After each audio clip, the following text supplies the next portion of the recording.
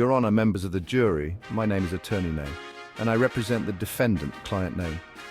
I know many of you may be wondering why a criminal defense attorney would take a case where the defendant appears to be guilty.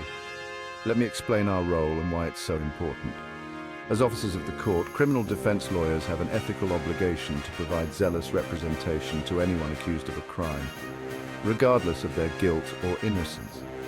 Our legal system is founded on the presumption of innocence, the idea that every person deserves a fair trial and the prosecution must prove guilt beyond a reasonable doubt. The role of the defense attorney is not to determine guilt, but to ensure the rights of the accused are protected and the prosecution meets its burden of proof.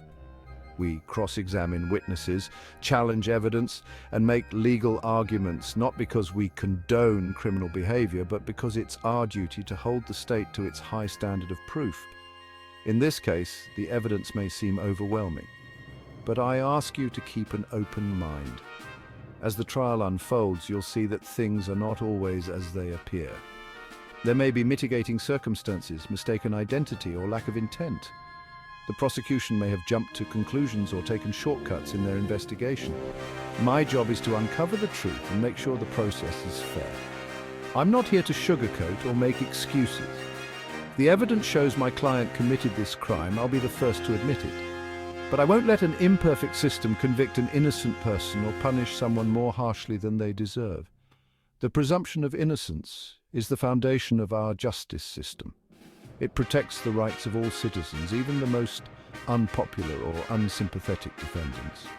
Because if it can happen to them, it can happen to any of us.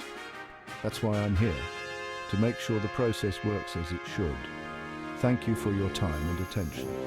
As the evidence unfolds, I ask that you keep an open mind, and remember the high bar the prosecution must clear to convict. Justice and due process demand nothing less.